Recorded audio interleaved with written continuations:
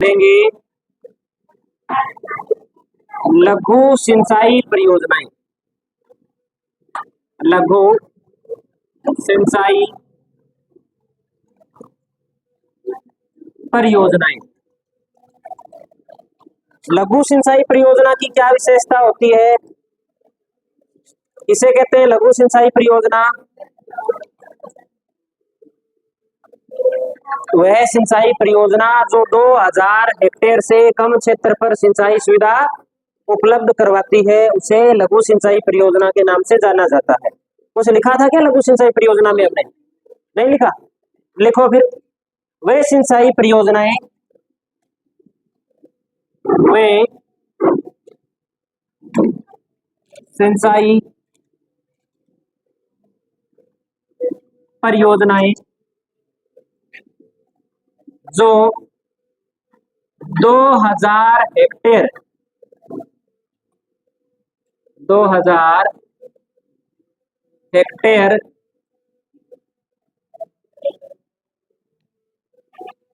से कम क्षेत्र पर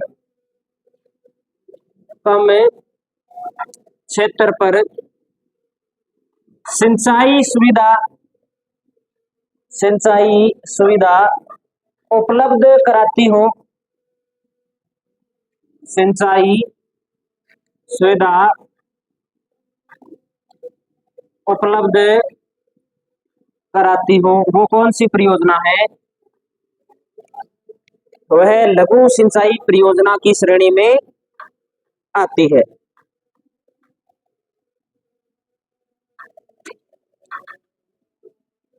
कितनी है लघु सिंचाई परियोजना राजस्थान में? 41 है। तो लिखेंगे लघु सिंचाई परियोजनाओं की संख्या कितनी है? 41। लघु सिंचाई परियोजनाओं की संख्या 41 है।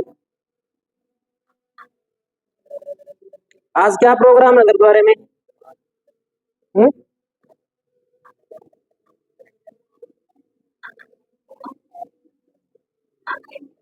चलो कुछ परियोजनाओं के अपने नाम लिखते हैं,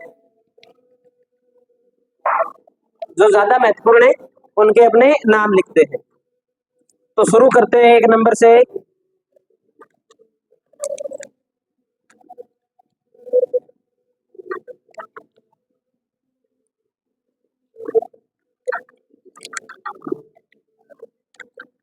एक नंबर पे लिखिए सबसे पहले सोम कागदर परियोजना।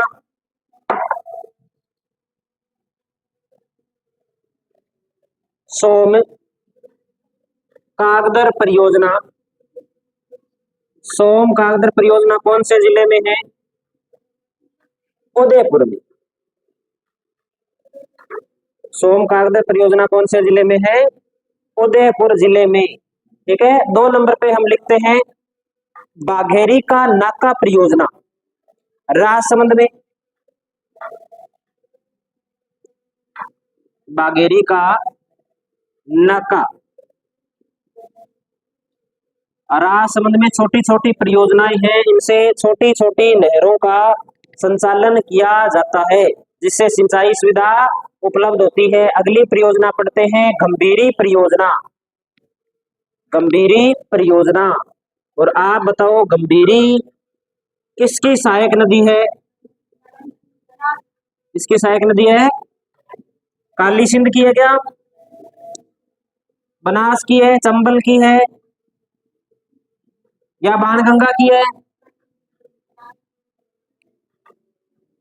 बताओ। अब मन कर रहा है भी एक बड़ा सा डंडा लेके आऊं मैं, और लाना ही पड़ेगा जिस हिसाब से हालात है इस हिसाब से। कल मैंने 2 बार बताई थी। कल कितनी बार बताई है मैंने? कल 2 बार बताई है ये कि गंभीरी बेड़च की सहायक नदी है, और जहां गंभीरी और बेड़च का संगम होता है वहां चित्तौड़गढ़ दुर्ग स्थित है। नहीं बताई ये बात मैंने? तो फिर बताने के बाद में भी याद नहीं रहती कोई बात। 4 नंबर पे लिखो इसके बाद मानसी वाकल परियोजना। मानसी वाकल परियोजना। मानसी वाकल किसकी सहायक नदी है?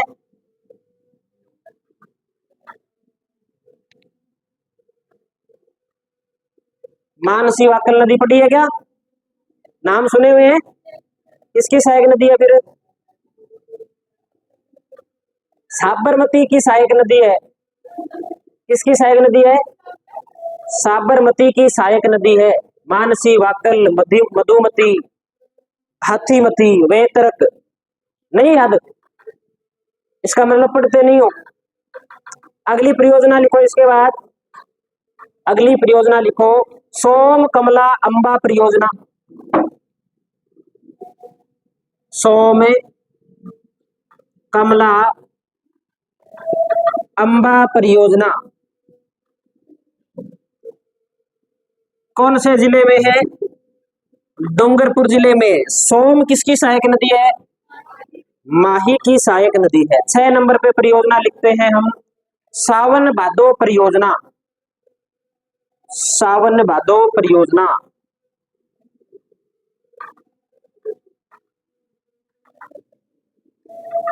सावन भादो परियोजना है कोटा जिले में।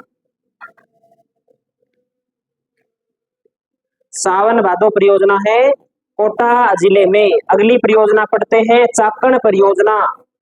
चाकण परियोजना है बूंदी में। चाकण किसकी सहायक नदी है?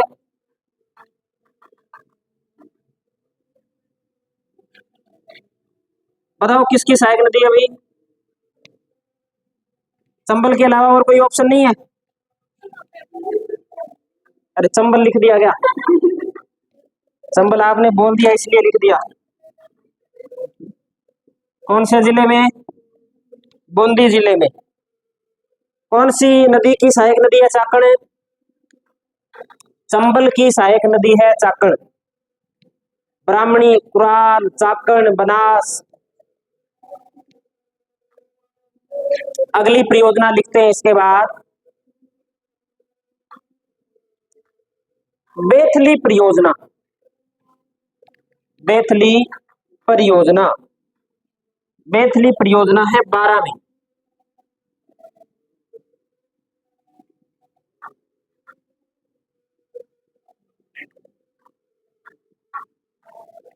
बेथली परियोजना 12। बेथली के बाद में अगली परियोजना लिखते हैं अपने। अगली परियोजना लिखिए आप, विलास सिंचाई परियोजना। विलास सिंचाई परियोजना, ये भी 12 के अंदर है।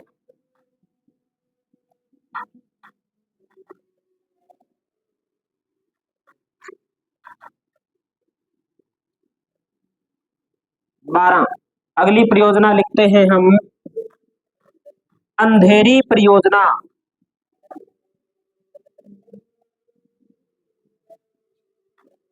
ये भी कौन से जिले के अंदर है? 12 जिले के अंदर है। अगली परियोजना हम पढ़ लेते हैं, हरिश्चंद्र सागर परियोजना। हरिश्चंद्र सागर परियोजना, ये है झालावाड़ के अंदर।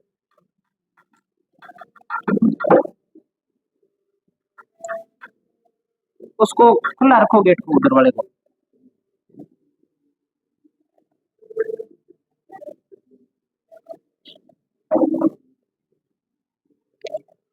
उस गेट को खोल दो, कौन बैठा है वहां पे पीछे?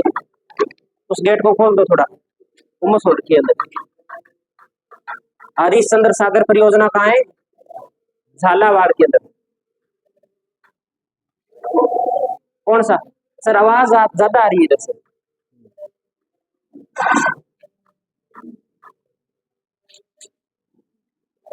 अगली परियोजना लिखो इसके बाद, भीम सागर परियोजना। भीम सागर परियोजना। भीम सागर परियोजना है झालावाड़ में।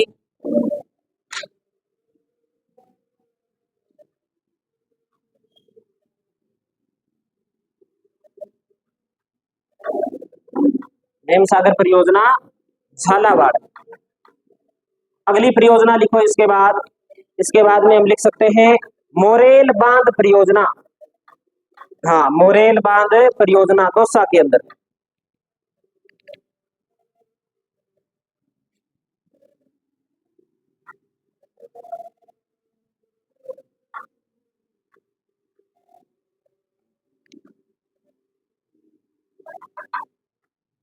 दो तीन और लिखते हैं अपने, 15 एक परियोजना पढ़ेंगे जो ज्यादा इंपॉर्टेंट है। उन्हीं का हमें ध्यान रखना है। अगली परियोजना हम लिखते हैं जाखम परियोजना। जाखम परियोजना, जाखम परियोजना कौन सी नदी पे है?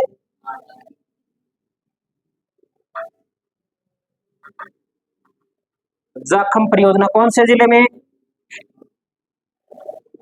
प्रतापगढ़। और मेजा बांध परियोजना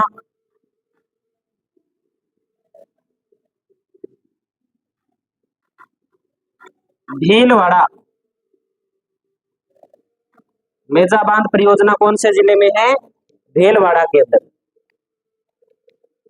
तो ये अपने बात हो गई प्रमुख है जो लघु सिंचाई परियोजना है उनकी। अब अपने आगे बात करते हैं राजस्थान के अंदर नहर परियोजना। राजस्थान में नहर परियोजना मुख्य रूप से दो नहरों के बारे में पढ़ेंगे हम। एक इंदिरा गांधी के बारे में और एक हम पढ़ेंगे गंग नहर के बारे में।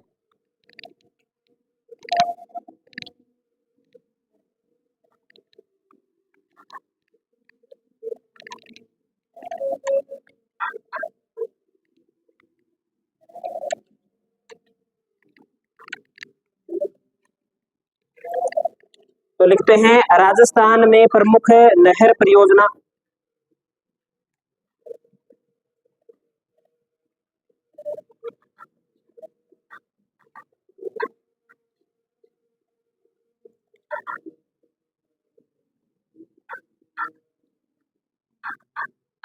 एक नंबर पे पढ़ते हैं अपने गंग नहर परियोजना। गंग नहर परियोजना। गंग नहर परियोजना की अपने बात करें तो राजस्थान की पहली सिंचाई नहर परियोजना है या पहली नहर परियोजना है राजस्थान की। तो लिखेंगे राजस्थान की प्रथम नहर परियोजना। इसका पुराना नाम क्या था? इसका पुराना नाम मिलता है बीकानेर नहर। बीकानेर नहर।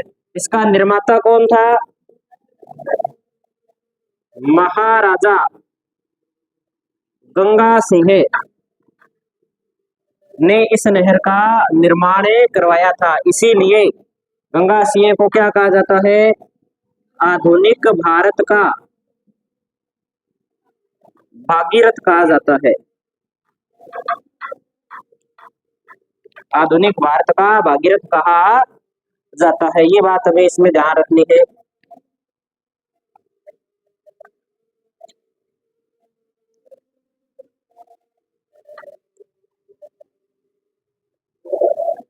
देखो इस नहर का निर्माण किस आधार पे किया था? इस नहर का निर्माण तब हुआ था जब भारत आजाद नहीं हुआ था। उस समय बीकानेर के राजा थे महाराजा गंगा सिंह। महाराजा गंगा सिंह ने क्या किया? अपने पास में एक राज्य पड़ता है जिसे वर्तमान में पंजाब बोलते हैं, पंजाब राज्य था। और उधर पाकिस्तान के अंदर एक राज्य पड़ता था, उसका नाम था बहावलपुर। इन दोनों रियासतों के साथ में गंगा सिंह ने समझौता कर लिया और उस समझौते के तहत जो पंजाब से सतलज नदी गुजरती है उस नदी के ऊपर एक छोटा बांध बना करके, हेड बना करके, और उसका पानी राजस्थान के लिए ले लिया। और वहां से अपने क्या पंजाब के अंदर एक स्थान पड़ता है, क्या नाम पड़ता है उस स्थान का? हुसैनी वाला हेड, फिरोजपुर के अंदर। वहां से एक नहर का निर्माण शुरू करवा दिया जो गंगानगर के अंदर प्रवेश करती है। अपने लगभग हिंदुमल कोट के आसपास से गंगानगर में प्रवेश करती है नहर और राजस्थान के अंदर गंगानगर जिले के अंदर सिंचाई सुविधा उपलब्ध करवाती है। तो हमने इसमें लिखते हैं कि नहर का शिलान्यास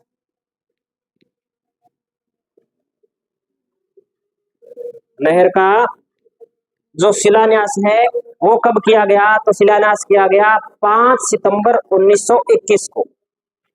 कब किया गया? 5 सितंबर 1921 को। और इसका उद्घाटन किसने किया था? तो लॉर्ड इरविन ने किया था। कब किया था? तो 26 अक्टूबर 1927 को किया था। 6 सालों में नहर का निर्माण क्या हो गया?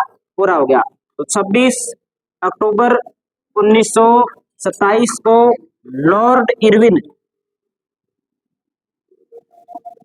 एक बड़ा अंग्रेज अधिकारी था, इसने इसका क्या किया था, उद्घाटन किया था। और इसी दिन गंगानगर की स्थापना की गई थी। रामनगर का नाम बदल करके क्या रखा गया था, गंगानगर नाम रखा गया था। तो गंगा नगर का स्थापना दिवस है ये। गंगा नींव लगानी है,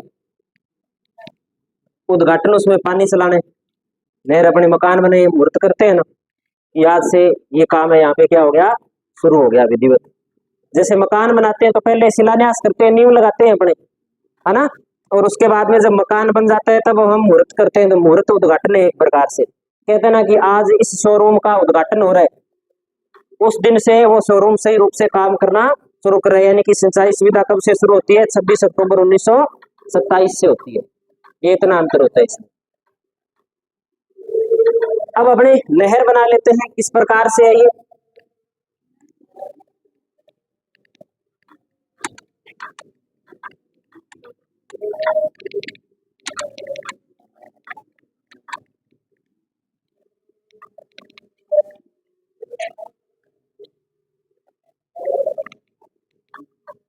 जैसे ये एक नदी है, इस नदी का नाम क्या है, सतलज नदी। फिरोजपुर जिले के अंदर एक स्थान पड़ता है हुसैनी वाला। इस हुसैनी वाला से एक नहर निकाली गई है, इस नहर का नाम क्या है, गंग नहर। ये गंग नहर पहले बहती है पंजाब के अंदर, और पंजाब के बाद में ये एक गांव आता है खक्खा गांव। इस खक्का गांव से कहां प्रवेश करती है, राजस्थान में प्रवेश करती है। राजस्थान में प्रवेश करने पर इस पर यहाँ पर एक हेड आता है, इस हेड का नाम है शिवपुर हेड। और इस शिवपुर हेड के पास से कुछ शाखाएं निकाली गई है। जैसे एक शाखा का नाम है लालगढ़ शाखा, एक शाखा का नाम है लक्ष्मी नारायण शाखा। जो अपने देखते हैं ना गंगानगर के आसपास LNP नाम से कुछ गांव के नाम मिलते हैं, कुछ चक्कों के नाम मिलते हैं, तो LNP है वो लक्ष्मी नारायण शाखा के नाम के ऊपर है। और ये शाखा कौन सी है, लालगढ़ शाखा, जो गंगानगर के इस ओर से गुजरती है, तो लालगढ़ शाखा। उसके बाद में आ गया है यहाँ पर शिवपुर हेड। शिवपुर हेड के बाद में अपने बात करें तो शिवपुर हेड से आगे जब इसमें चलते हैं तो एक तो इससे शाखा निकलती है, इसका नाम है समेजा शाखा। कौन सी शाखा है, समेजा शाखा। और एक इससे जो आगे शाखा निकलती है इसका नाम है करणी शाखा, करणी शाखा। करणी शाखा आती है अनूपगढ़ तक। करणी शाखा कहां तक आती है, अनूपगढ़ तक आती है। तो एक ही आप डायग्राम बना लो।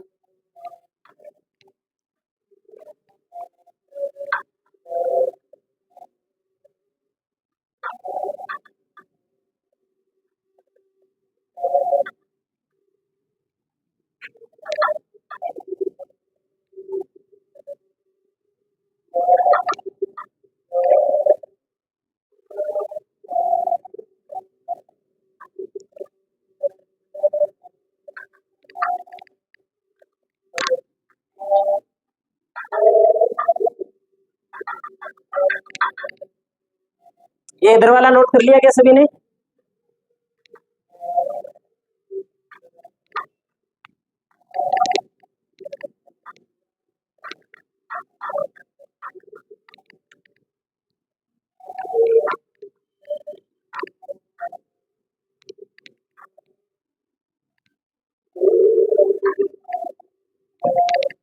जो मुख्य नहर है, मुख्य नहर यहां से लेकर के और यहां तक ये मुख्य नहर है, शिवपुर हेड से शिवपुर हेड तक, हुसैनी वाला हेड से शिवपुर हेड तक है, ये कौन सी नहर है, मुख्य नहर है। और इस मुख्य नहर की लंबाई है 129 किलोमीटर। तो लिखते हैं मुख्य नहर की लंबाई 129 किलोमीटर। इस 129 किलोमीटर से अधिकांश लंबाई है, 129 किलोमीटर का जो अधिकांश भाग है वो पंजाब के अंदर है। पंजाब के अंदर इसकी लंबाई है 112 किलोमीटर। इस नहर की अधिकांश लंबाई जो पड़ती है वो पंजाब में पड़ती है। पंजाब में इसकी लंबाई है 112 किलोमीटर। और पीछे जो बच गई वो कहाँ है? अपने राजस्थान के अंदर है। राजस्थान के अंदर कितनी है? तो राजस्थान में है 17 किलोमीटर। ये तो लंबाई होगी 129 किलोमीटर हुसैनी वाला हेड से लेकर के शिवपुर हेड तक की। इससे आगे जो भी ये शाखाएं हैं, लालगढ़ शाखा, लक्ष्मी नारायण शाखा, समेजा शाखा, करनी शाखा, ये जो आगे विस्तारित है, इससे आगे कुल विस्तारित अगर इसकी लंबाई की बात करें तो इसकी कुल विस्तारित लंबाई अपने को मिलती है 292 किलोमीटर। तो लिखेंगे कुल विस्तारित लंबाई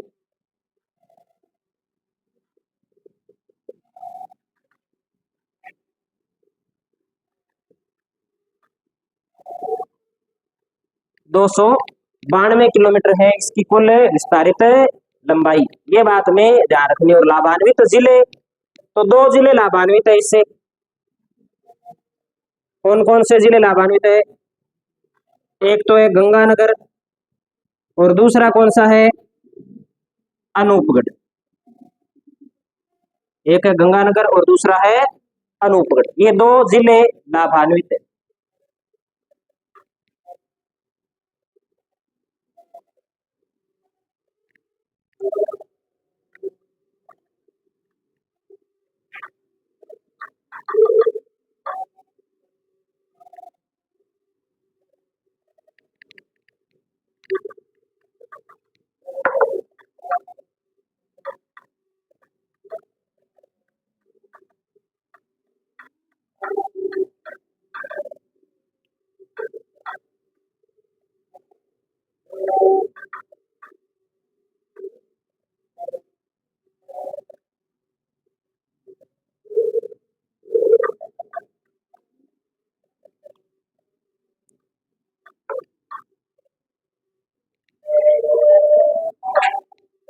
अब अगली परियोजना पढ़ते हैं हम, इंदिरा गांधी नहर परियोजना।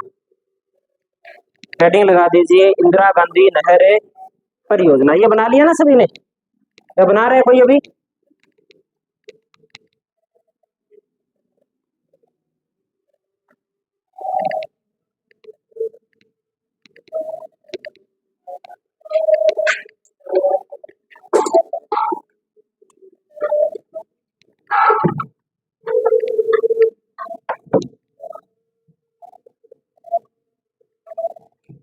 बना लिया सभी ने क्या? लिखो अगली परियोजना, लिखो फिर इंदिरा गांधी नहर परियोजना।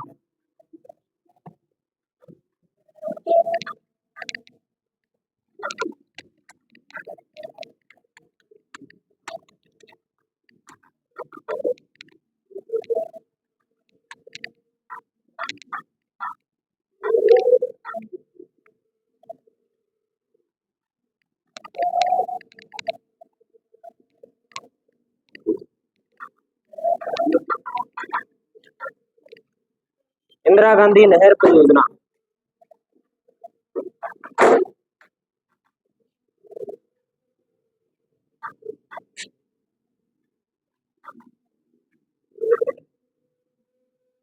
इंदिरा गांधी नहर परियोजना की अपने बात करें तो सबसे पहले बात करते हैं उपनाम।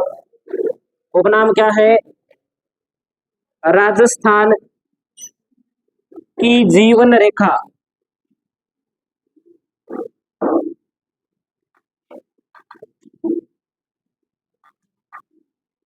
राजस्थान की मरुगंगा।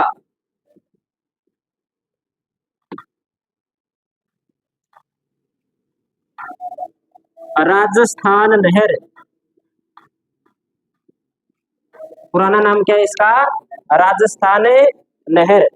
और रेगिस्तान की सवर्ण रेखा। राजस्थान की सवर्ण रेखा के नाम से भी इसे जाना जाता है। ये तो हो गई इसके उपनाम। अब बात कर लेते हैं कि इस नहर का निर्माण है या इसकी प्रक्रिया किस प्रकार से शुरू हुई। तो इसके बारे में ऐसा माना जाता है कि महाराजा गंगा सिंह का जो वंशज है, अगला जो बेटा है, जो आगे राजा बनता है, उसका नाम क्या है? शार्दुल सिंह।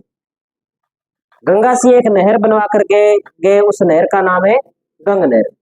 जैसे गंग नहर का फायदा मिल रहा था बीकानेर रियासत को, उसी प्रकार से अपने के राजस्थान के अंदर जो बीकानेर का एरिया, इसमें खूब और जगह पड़ी थी जहां खेती की जा सकती थी। और बीकानेर एक ऐसा क्षेत्र था कि खेती के लायक तो था, लेकिन सिंचाई सुविधा उपलब्ध नहीं थी, पीने के पानी की भी किल्लत रहती थी। तब शार्दुल सिंह ने, एक कंवर सेन नाम का इंजीनियर होता है, उस कंवर सेन को कहते हैं कि आप कोई ऐसा प्लान तैयार करो कि जैसे गंग नहर आई है, वैसे एक कोई बड़ी नहर लेकर के हम राजस्थान में आ सके, और जिससे बीकानेर का अधिकांश भाग है वो सिंचित हो सके। तो ये जो कंवर सेन है, इस कंवर सेन ने ही गंग नहर की योजना तैयार की थी। तो ये हरियाणा का रहने वाला था, हिमाचल प्रदेश भी घुमा था, पंजाब भी घुमा था, बीकानेर के अंदर नौकरी करता था। तो इसने कहा कि बिल्कुल नहर बनाई जा सकती है, अभी भी सतलज नदी के अंदर इतना पानी है कि उस पानी का उपयोग किया जा सकता है। तो इसने एक योजना बना दी, लेकिन जब तक कंवर सेन ने योजना बनाई तब तक भारत आजाद हो गया। अब भारत आजाद हो गया, तो भारत के आजाद होने के बाद में अब राजा का हस्तक्षेप चलता नहीं है पंजाब हरियाणा के अंदर, क्योंकि वहां पर भारत सरकार है। राजस्थान के अंदर अभी एकीकरण की प्रक्रिया चल रही थी। तो शार्दुल सिंह ने क्या किया, जो योजना तैयार की थी वो केंद्र सरकार के पास में भेज दी, और उस योजना का नाम रख दिया बीकानेर राज्य के लिए पानी की आवश्यकता। और उसके अंदर ये सारा प्लान था कि सतलज और ब्यास नदी के पानी का उपयोग करके बीकानेर राज्य को सिंचित किया जा सकता है। सरकार ने उस चीज पे गौर किया और सरकार ने इस योजना के ऊपर काम शुरू कर दिया, और धीरे धीरे धीरे धीरे इस परियोजना का विकास हो गया। प्रमुख रूप से इस परियोजना का जो विकास है वो 2 चरणों के अंदर हुआ है, उसके बारे में अपने बात कर लेते हैं। तो लिखते हैं, एक तो बात लिखते हैं कि प्रेरणा कहां से मिली। तो प्रेरणा मिली गंग नहर से। इंजीनियर कौन था? कंवर सेन। बीकानेर का शासक कौन था? शार्दुल सिंह। कंवर सेन ने जो रिपोर्ट तैयार की थी, उस रिपोर्ट का नाम क्या था? बीकानेर राज्य हेतु हेतु पानी की आवश्यकता।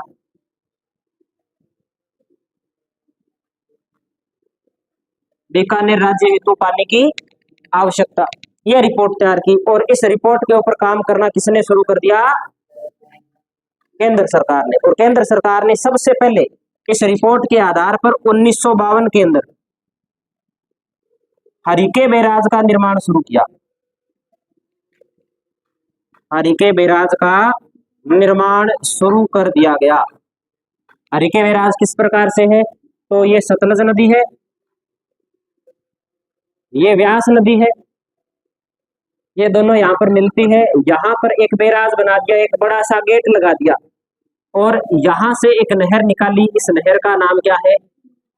इंदिरा गांधी नहर परियोजना। ये नहर यहां से इस प्रकार से निकाली जाती है, ये नहर निकली है यहाँ से।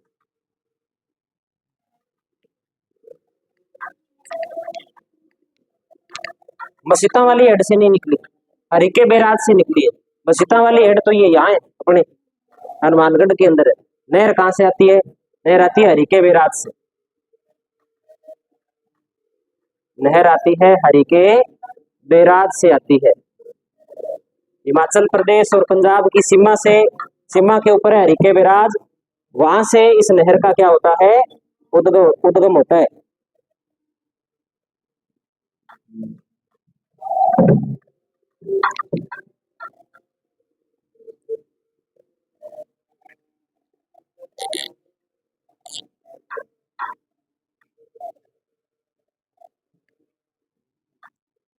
अब अपने बात करते हैं नहर निर्माण के चरण।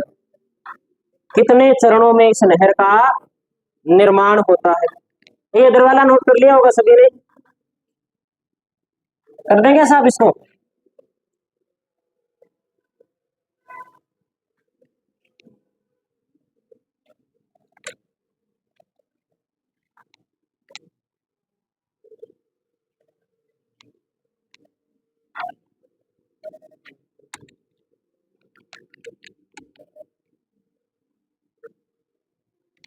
ये चलो पढ़ा है इधर। तो लिखो नहर निर्माण के चरण।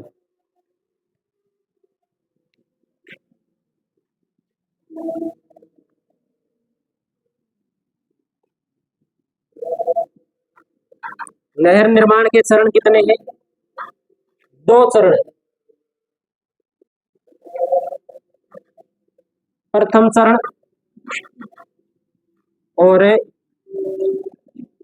द्वितीय चरण।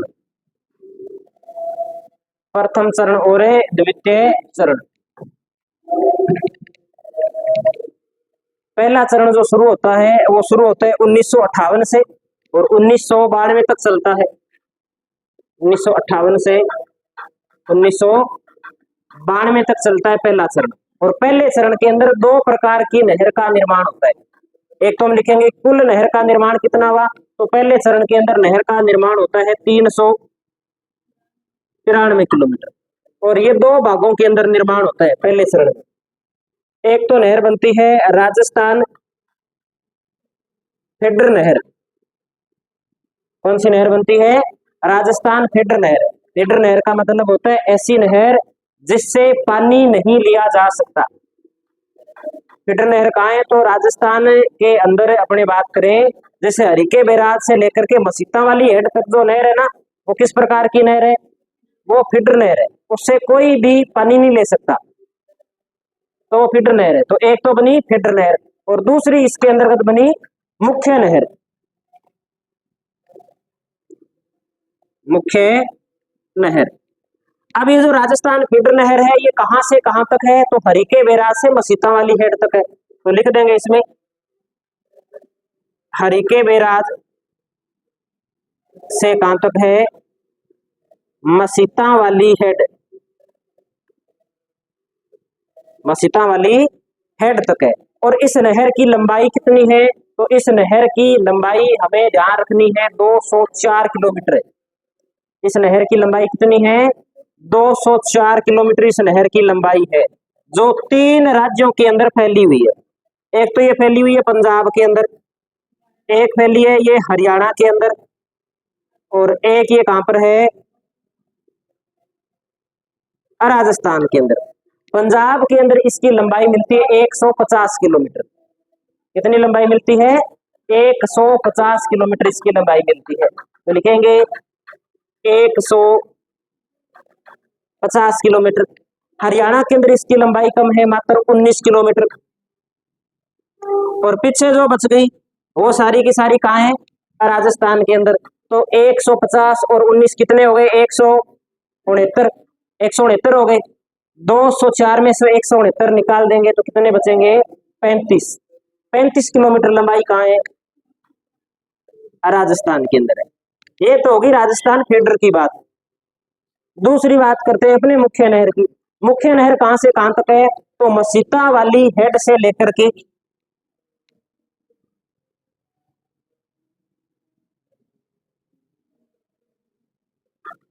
सत्तासर तक। सत्तासर कहाँ है? बीकानेर के अंदर, छत्तीसगढ़ के अगले तरफ है ना सत्तासर। तो सत्तासर तक पहले चरण के अंदर मुख्य नहर का निर्माण होता है। मुख्य नहर का जो निर्माण होता है पहले चरण के अंदर, इसकी लंबाई होती है 189 किलोमीटर। कितने किलोमीटर लंबाई होती है? 189 किलोमीटर। कैसे 189 किलोमीटर? पहले चरण में नहर कितनी बनी है? 393। 204 तो कौन सी बनी है? फीडर नहर बनी है। 189 कौन सी बनी है? इसको जोड़ेंगे तो कितना आना चाहिए?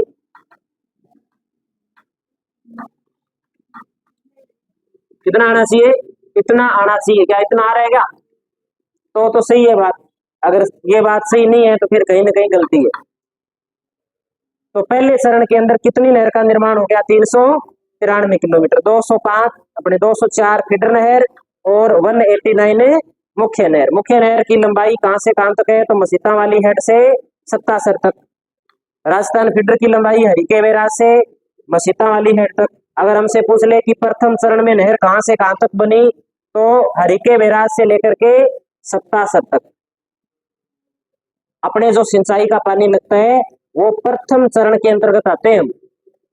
और प्रथम चरण के अंदर इंदिरा गांधी नहर के कुल पानी का 60% भाग है बड़ा बड़ा, यानी कि जो गंगानगर है, हनुमानगढ़ है, अनूपगढ़ है और 77 से पहले पहले जो बीकानेर का एरिया है, अगर 100 क्यूसेक पानी चलता है तो 60 क्यूसेक पानी है वो इन जिलों का है और 40 क्यूसेक आगे का है, इस 77 से आगे भले वो कोई भी शाखा है उनका है। जैसे जैसलमेर है, बाड़मेर है, नागौर है, जोधपुर है, उनको जो पानी मिलता है वो 40 क्यूसेक पानी, 40% पानी मिलना चाहिए। कल अपने एक परियोजना की बात की थी, इंदिरा गांधी नहर जल पुनर्गठन परियोजना, उसके तहत क्या किया गया है, ये जो पहला चरण है ना, इसका पानी काट करके आगे दिया है, इसके बारे में अपने कल चर्चा की थी। तो ये हो गया पहला चरण। और पहले चरण के बाद में अपने पढ़ते हैं दूसरा चरण। दूसरा चरण 1972 में शुरू होता है।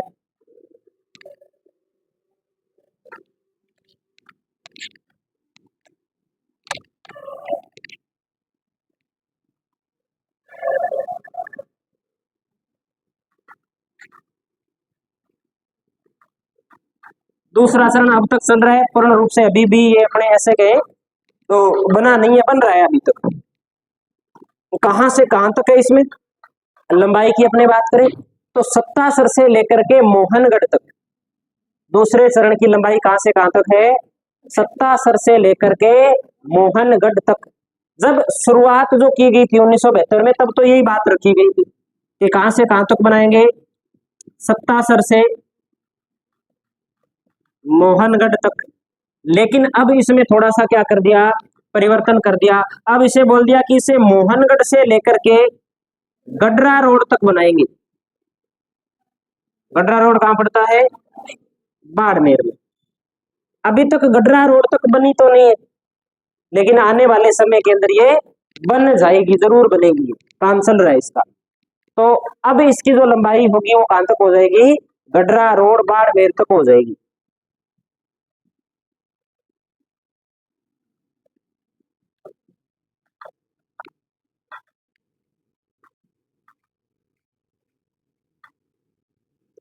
ये बना लीजिए आप। फिर अपने इसकी लंबाई की भी बात कर लेते हैं थोड़ी, कि दूसरे चरण के अंदर लंबाई कितनी है। तो दूसरे चरण के अंदर पहले जो लंबाई निर्धारित की गई थी वो निर्धारित की गई थी अपने 200 यानी किलोमीटर थी, 256 थी कि 265 थी,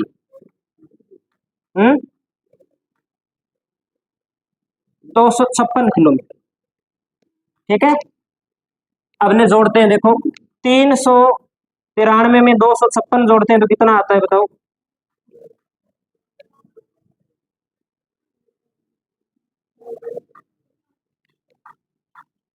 अपने कुछ किताबों में अपने को मिलता है कि इंदिरा गांधी नहर की जो लंबाई है वो 649 किलोमीटर है। तो अगर मोहनगढ़ तक काउंट करें तब तो कितने किलोमीटर है दूसरे चरण के अंदर, 256 किलोमीटर। और उसके अनुसार जो कुल लंबाई हो जाती है इंदिरा गांधी की वो हो जाती है 649 किलोमीटर। लेकिन अब क्या है, इसे मोहनगढ़ से गडरा रोड तक बढ़ा रहे, मोहनगढ़ से गडरा रोड तक इसकी लंबाई बढ़ेगी, तब इसकी लंबाई के अंदर लगभग लगभग 165 किलोमीटर की वृद्धि होगी, क्योंकि मोहनगढ़ से गडरा रोड 165 किलोमीटर है। 165 किलोमीटर लंबाई और बढ़ेगी तो 649 में कितने जोड़ेंगे हम, 165 जोड़ेंगे, तब कितना आएगा भाई, क्या आएगा, 4 आएगा, 1 आएगा यहाँ पे। और तब इसकी अगर जब ये पूरा बन जाएगा तब इसकी लंबाई कितनी हो जाएगी, 814 किलोमीटर। लेकिन अभी तक ये 165 किलोमीटर पूरी बनी नहीं है, ये बनी है लगभग 90 किलोमीटर के आसपास। कितनी बनी है, 190 क्या, सीधे 90 किलोमीटर के आसपास बनी है, जो आगे वाली 165 किलोमीटर है। तो कुछ किताबों में हमें इसकी लंबाई मिलती है, इसमें 149 के अंदर 90 जोड़ दो 649 के अंदर, तो कितना आएगा, 739 किलोमीटर के आसपास मिलती है। तो ये बात भी हमें थोड़ी सी ध्यान रखनी है, हमें जो प्रॉपर आंकड़ा याद रखना है वो ये याद रखना है, कितनी है लंबाई, 649 49 किलोमीटर। और 649 किलोमीटर कैसे कैसे है वो भी ध्यान रखनी है कि पहले चरण के अंदर 393 किलोमीटर है, जिसमें राजस्थान फेडर की लंबाई 204 है। 204 में से 150 पंजाब के अंदर, अपने 19 हरियाणा के अंदर और 35 राजस्थान के अंदर। और 189 इसका मुख्य नहर है, वो कहां से कहां तक है, मसीता वाली हेड से सत्तासर तक। और सत्तासर से लेकर के और मोहनगढ़ तक इसकी लंबाई कितनी और बढ़ाएगी दूसरे चरण में, 256 किलोमीटर। और बाद में इसे मोहनगढ़ से गडरा रोड तक बढ़ाने की योजना बनाई, तब इसकी लंबाई और कितनी बढ़ाई जाएगी, 165 किलोमीटर बढ़ाई जाएगी, जिसमें से 90 किलोमीटर नहर का निर्माण हो चुका है। ये बात हमें ध्यान रखनी है। इसमें पूरा हुआ क्यों नहीं, पूरा इसलिए नहीं हुआ कि जो राष्ट्रीय मरु अभ्यारण्य, अभ्यारण्य पढ़ते हैं ना अपने, राजस्थान का सबसे बड़ा अभ्यारण्य राष्ट्रीय मरु अभ्यारण्य जैसलमेर और बाड़मेर में पड़ता है, उसके अंदर आती है ये नहर। तो उसके अंदर वाला जो भाग है ना, राष्ट्रीय मरु अभ्यारण्य के अंदर जो भाग है, वहां अभी तक इस नहर का निर्माण नहीं हो पाया, तो उतना बाकी रह गया उसका निर्माण, बाकी इस नहर का निर्माण हो चुका है। तो ये बात है जो हमें इसमें ध्यान रखनी है। अब इसका अपने डायग्राम बना लेते हैं। नोट कर लिया होगा ये सारा, क्या टाइम हुआ है अभी, 10 मिनट पड़ी है। चलो डायग्राम बनाते हैं अपने।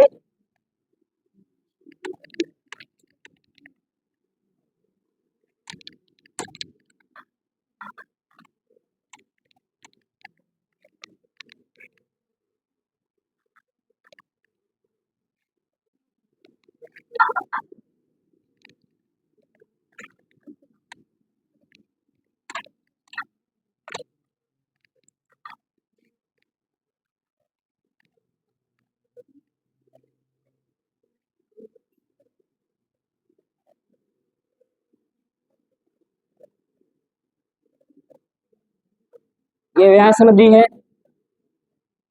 ये सतलज नदी है,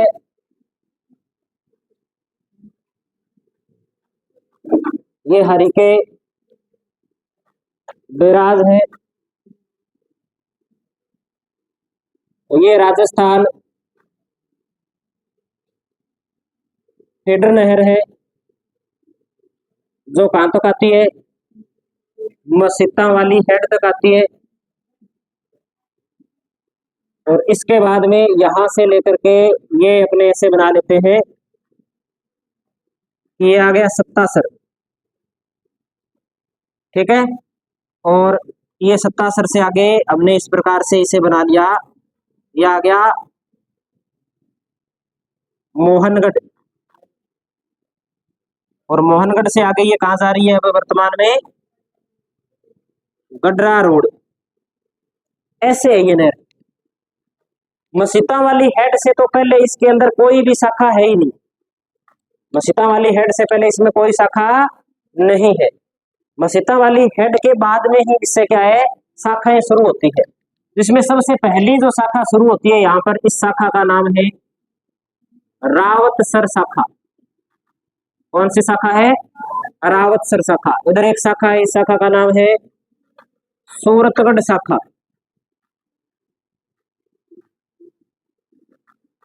अनूपगढ़ शाखा,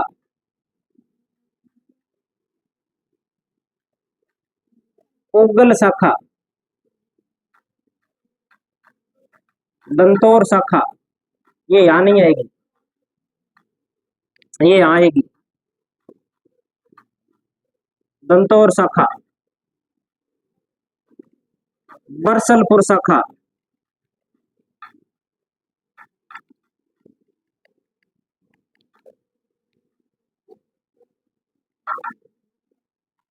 सारण वाला शाखा, शहीद बिरबल शाखा,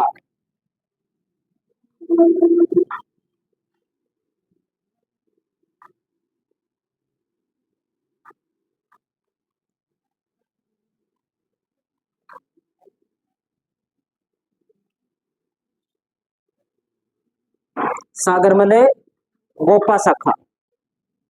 सागरमल गोपा कहां का रहने वाला था, शहीद बिरबल कहां का रहने वाला था, जैसलमेर का नहीं था, बीकानेर का भी नहीं था, रायसिया नगर का रहने वाला था। कहाँ का रहने वाला था? रायसे नगर का, गंगानगर रायसे नगर का रहने वाला था। तिरंगा यात्रा के दौरान शहीद हुआ था ये।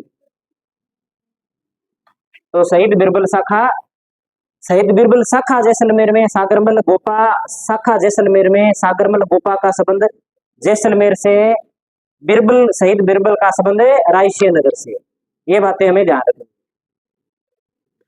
अब अपने बात कर लेते हैं भी इस ये वाला जो भाग है, इस वाले भाग के अंदर भूमि नीची है, इसलिए शाखाओं का निर्माण किया गया है। और उस साइड के अंदर भूमि ऊंची है, दोहरे ज्यादा है, तो भूमि ऊंची होने के कारण उधर लिफ्ट नहरों का निर्माण किया गया है। उधर कौन कौन सी लिफ्ट नहर है उनकी अपने बात करते हैं। जैसे हमने एक उधर शाखा की, उधर एक ही शाखा है, उस शाखा का नाम क्या है? रावतसर शाखा। उसके अलावा उधर शाखा ही नहीं है। उधर लिफ्ट नहरें, जैसे एक लिफ्ट नहर का नाम है चौधरी कुंभाराम लिफ्ट नहर,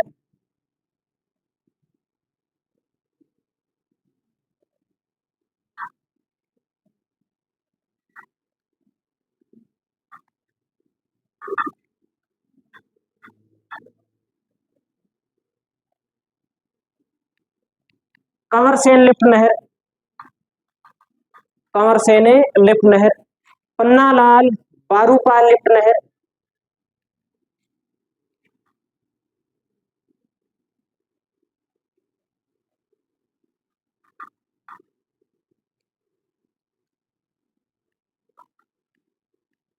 वीर तेजाजी लिफ्ट नहर,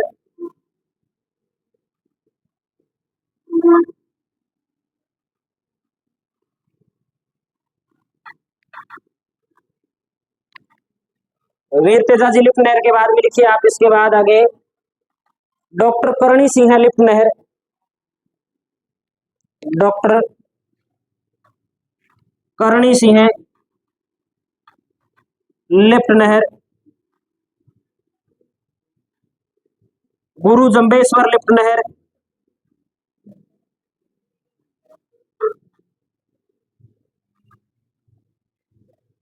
जय नारायण व्यास लिफ्ट नहर,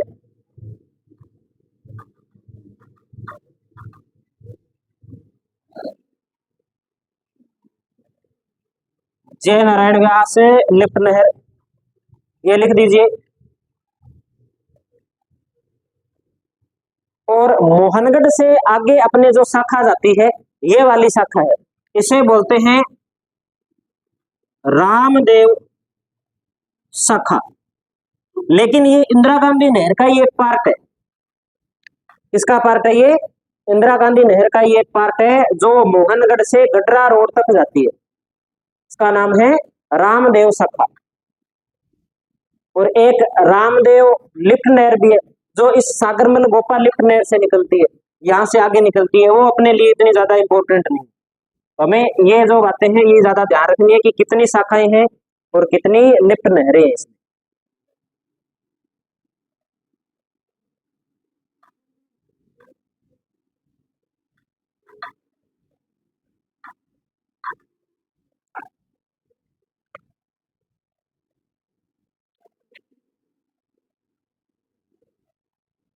कुल शाखाएं कितनी है? एक रावतसर, दूसरी सुरतगढ़, तीसरी नूपगढ़, चौथी पुगल, पांचवी दंतौर, छठी बरसलपुर, सातवीं चारणवाला, आठवीं शहीद बिरबल और नौवीं सागरमल गोपा। तो शाखाएं तो कितनी है? 9 है। इस रामदेव शाखा को काउंट नहीं करेंगे, ये उप शाखा के रूप में इंदिरा गांधी नहर का ही आगे चेंज किया हुआ नाम है, इसलिए इसे काउंट नहीं करते। इसलिए लिखेंगे शाखाएं तो कितनी है? 9 है। लिफ्ट नहरों की बात कर लेते हैं। लिफ्ट नहर कितनी है? तो एक नंबर पे हम सबसे पहले बात करते हैं कुंभाराम की। तो एक नंबर पे कुंभाराम, 2 नंबर पे कंवर सेन, 3 नंबर पे पन्नालाल बारूपाल, 4 नंबर पे वीर तेजाजी, 5 नंबर पे डॉक्टर करणी सिंह, 6 नंबर पे गुरु जम्बेश्वर और 7 नंबर पे जय नारायण व्यास। तो कुल लिफ्ट नहर कितनी है? 7। इसको, इसकी जो एक लिफ्ट नहर है उसको लिफ्ट नहर में काउंट नहीं करेंगे। इन लिफ्ट नहरों से और छोटी छोटी लिफ्ट नहरें निकली हुई है, उनको भी लिफ्ट नहर के अंदर काउंट नहीं करेंगे, क्योंकि वो इंदिरा गांधी से नहीं निकलती, उनकी शाखाओं से निकलती है, इसलिए उनको इसमें काउंट नहीं करते अपने। तो इतनी ये जो बड़ी बड़ी शाखाएं हैं इनका हमें पता होना चाहिए।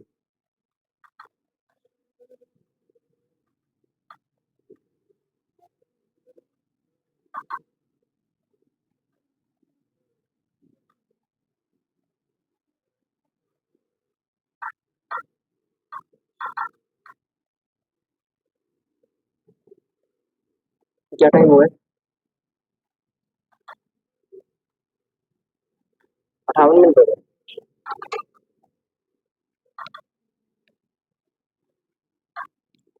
एक बात लिखिए आप, इंदिरा गांधी नहर परियोजना से सिंचित क्षेत्र 16.17 लाख हेक्टेयर, 16.17 लाख हेक्टेयर। ठीक है, ये अपने कौन सी नहर हो गई? इंदिरा गांधी नहर हो गई। एक नहर परियोजना रही है, पढ़ ही लेंगे उसको, राजीव गांधी सिद्धमुख नहर जो परियोजना है उसके बारे में। फिर अपने कोई नया टॉपिक स्टार्ट करेंगे। आज इतना करते हैं।